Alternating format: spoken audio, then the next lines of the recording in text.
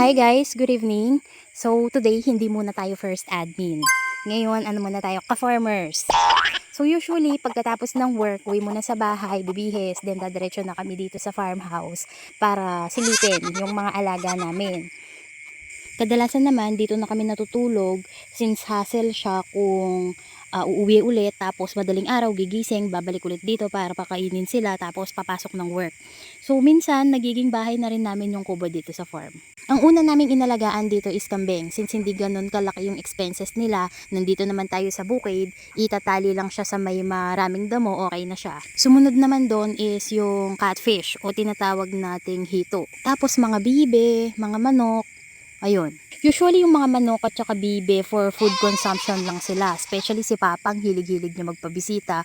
Ayun, naubos. Kaya kapag dumami pa yung mga alaga dito, siguro ipaban ko na sila dito. Joke lang, baka itakwil ako nun. Hindi, pero i-try muna natin ngayon yung mga gansa. Tingnan natin. E di kung hindi mag-boom, ikaldereta na lang natin. Tapos shot-shot tayo. Masarap yun, maraming sili. Isa rin sa pagkakamali siguro namin is hindi kami ganun nag-focus sa farm. Kaya ngayon, magsa-start ulit kami from the very beginning, from scratch. Kasi as you can observe, medyo malaki yung lot area. Kesa naman matenga lang, might as well pakinabangan na natin. For now, magbe-breed muna tayo ng mga sisiw na gansa. Sa mga baboy naman, nag-start kami sa mga native o kung ano man yung tawag sa kanila kasi medyo madali silang alagaan. Ito nga yan nung una eh. Ayun, nalitsyon na. Siguro wala talagang tatagal sa amin kasi palagi kaming gutom. Baka sabihin nyo na naman, ganyan kami mag-alaga. O sige, last na yun. Kagandahan naman ngayon is nag-a-attend na kami ng mga online seminar since busy nga ako sa work tapos puro online na lang din. Kaya po sa mga expert na ngayon na ongoing yung pag-aalaga nila ng mga bibe, ng mga gansa, ng mga baboy, please po, hingi po kami ng strategies kung paano po sila mas maparami pa. Ito naman yung mga bagong pisang sisiw na gansa. Isang araw pa lang sila, kapipisa lang nila kahapon, galing sa kumpare ni Butchog. Since siya yung nagbigay ng idea sa amin kung paano mag-alaga ng mga gansa, sa kanya na rin kami kumukuha ng supply. Sobrang mura niya lang binigay sa amin since nagsa-start pa lang kami, guided niya din kami sa lahat ng process. And sa market, sa pagkakaalam ko, isang sisiw pa lang nito na ganyan kalaki, is humahalaga na siya ng 500 pesos, nakapipisa pa lang. Yan na din muna yung gagawin nating breeder for the meantime habang naghihintay pa tayo ng iba pang mga sisiw galing kay kumpare ni Butchog. Medyo matagal lang yung process pero pag-iigihan natin yan. Major reason din kung bakit nag-i-enjoy kami sa farming is hindi kami ganun ka-socialize. Mas gusto namin yung tahimik na buhay, sa farm lang, peaceful, walang hassle, ganun lang.